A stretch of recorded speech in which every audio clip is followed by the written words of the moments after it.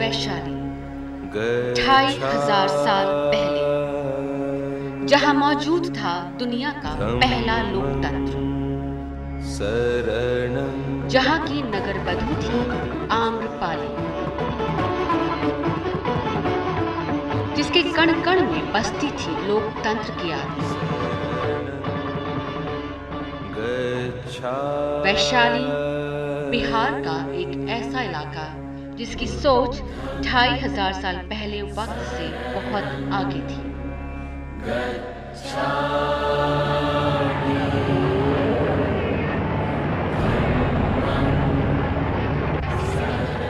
वैशाली जिसने 2500 साल पहले दुनिया को दिया था लोकतंत्र का पहला पैगाम। बुद्धं शरणं गच्छामि।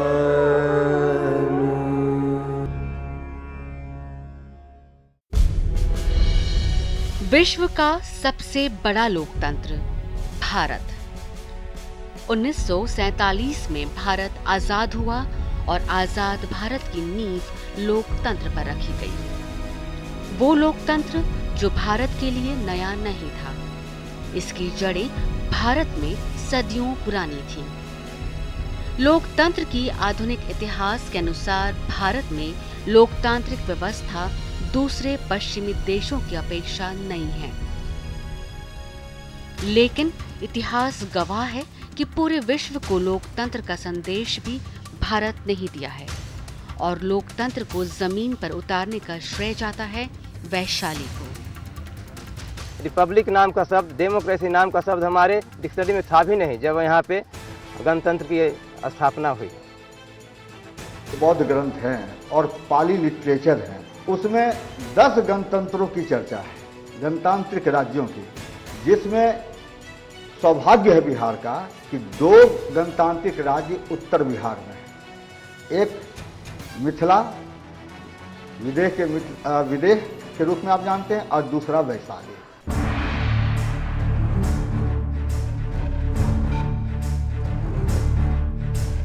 आधुनिक बिहार की राजधानी पटना से लगभग 50 किलोमीटर की दूरी पर बसा है वैशाली।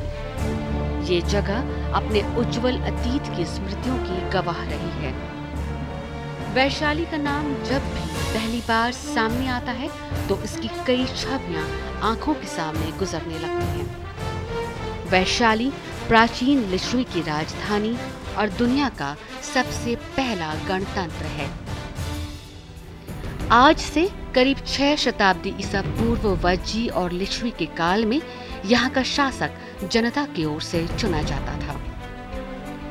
वैशाली का नाम इक्ष्वाकु वंश के राजा विशाल के नाम पर पड़ा है, लेकिन वैशाली को उसका सम्मान और गौरव दिलाया है लिच्छवियों ने।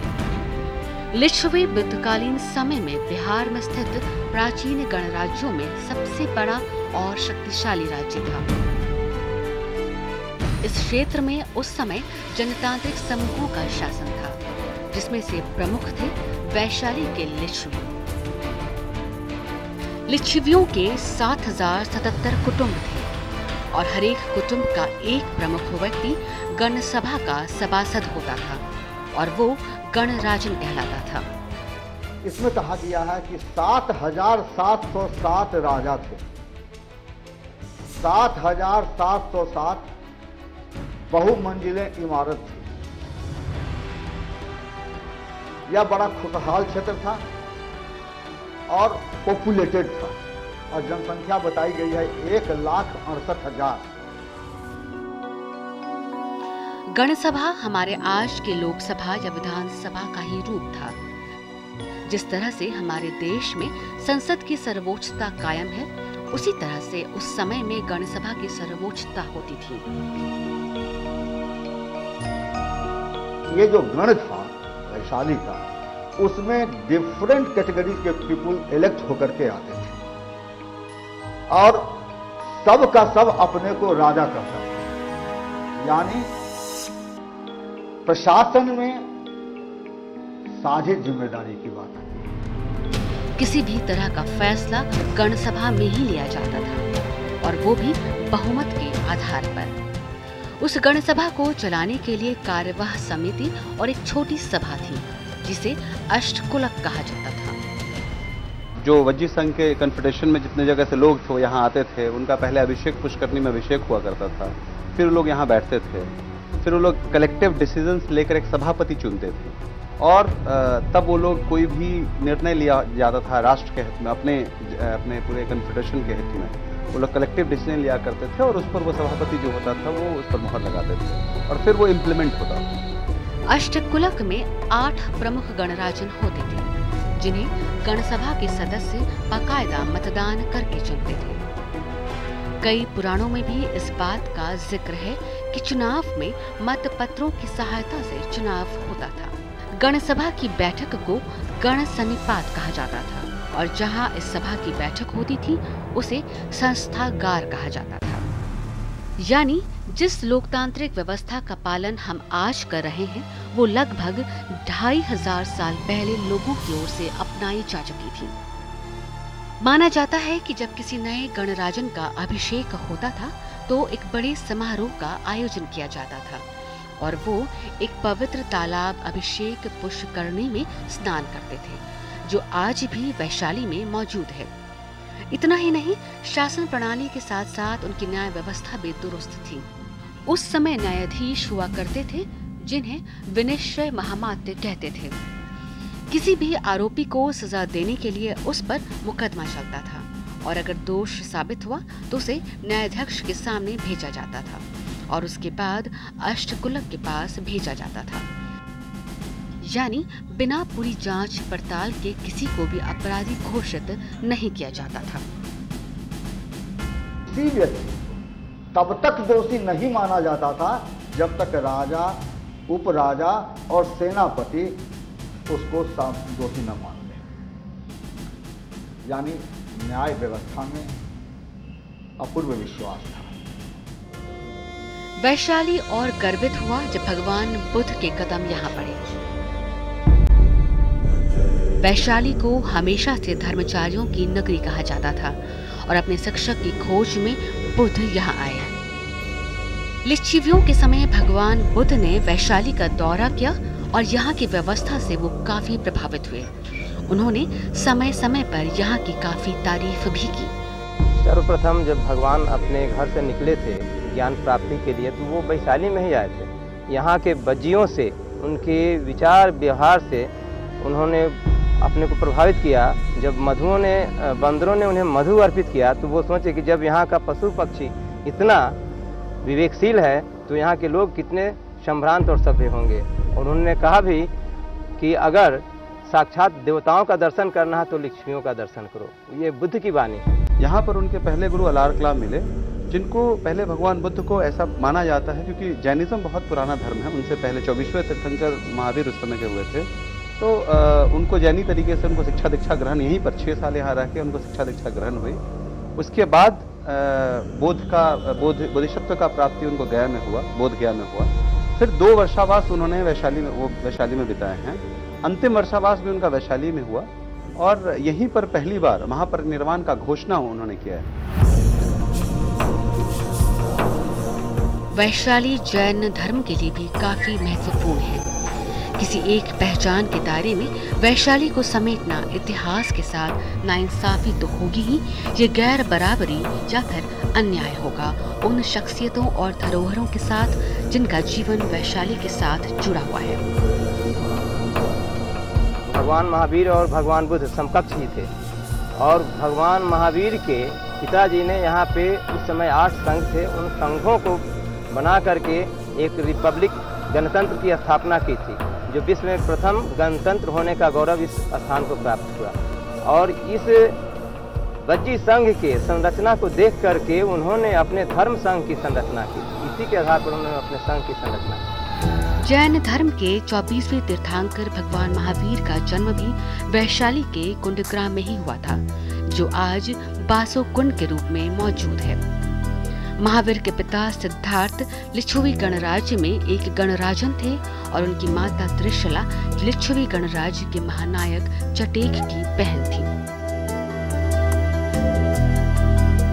भगवान महावीर लिच्छवी पुत्र ही थे। उनके पिता जो सिद्धार्थ थे वो लिच्छवी गणराज्य के या लिच्छवी गणों में एक गण स्वयं थे। महावीर के जो नाना थे वो तो उसके सम्राट कहे जाते थे। उनके गणों में भी जो प्रमुख होता था गणाध्यक्ष चीटा को रहे हैं। इस तरह महावीर का तो बहुत गहरा संबंध रहा। जब बात वैशाली की हो और खूबसूरती की मल्लिका आम्रपाली का जिक्र ना हो तो उसकी पहचान ही अधूरी समझिए। बहुत खूबसूरत थी और अगर उनका व्यक्तित्व की बात किया जाए तो इतना महान त्याग जो राष्ट्रहित में अपने आप को नगर वधू का दर्जा दे देने का जो त्याग उन्होंने किया है उसके लिए वो प्रार्थनीय है और प्रशंसनीय है।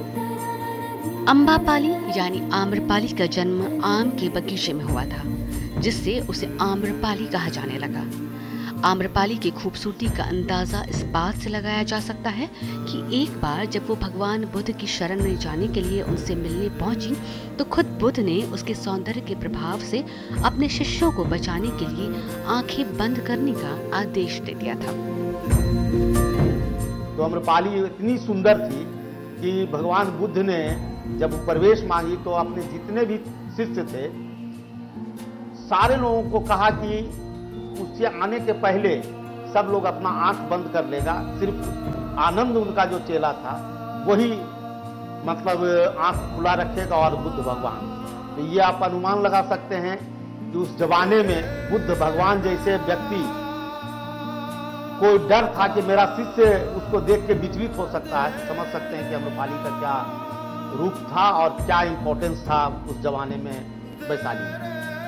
आम्रपाली का सम्मान भगवान बुद्ध भी करते थे, इसलिए आम्रपाली के बुलाने पर वो न केवल आम्रपाली के घर पर गए बल्कि आम्रपाली को उन्होंने अपने संघ में शामिल होने की अनुमति भी दे दी। आम्रपाली की खूबसूरती की वजह से कई गणराजन उससे विवाह करना चाहते थे, यहाँ तक कि मगध नरेश भी उसे रानी बनाना चाहते थे। आम्रपाली बहुत खूबसूरत हुआ करते थे। कहा जाता है कि कुछ इंटरनल फाइट्स भी हुए उनके कारण और बाहर से भी कुछ लोगों ने अटैक किया, जैसे बिंबिसार अजातशत्रु दोनों का अटैक माना जाता है। लेकिन खास बात यह है कि किसी एक से शादी करने के बजाय उन्होंने अपने राज्य के लिए एक अनुपम त्याग की मिसाल पेश करते हुए एक की वधू बनने के बजाय पूरे वैशाली की नगर वधू बनने का फैसला किया और वो वैशाली की राज नर्तकी बन गई। तो हुआ कि भाई आप करके दिखाइए। वो चुनाव हो रहा था वो गणतंत्र के लिए, जो प्रमुख नर्तकी होंगी उसके लिए। तो इन्होंने जो अपना डांस किया या मैंने जो कलाकृति बिखेरा, सब लोगों ने उसको एक्सेप्ट किया और उसी समय जो नगर की वधू होगी नियुक्त किया आम्रपाली को।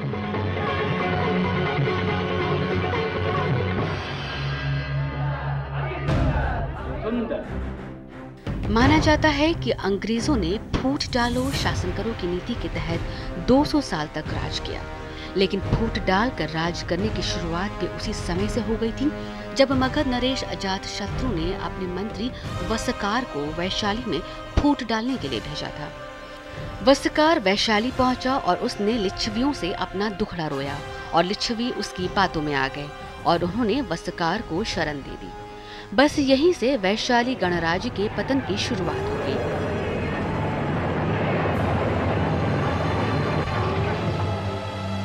धीरे धीरे वैशाली मगधराज के अधीन हो गया।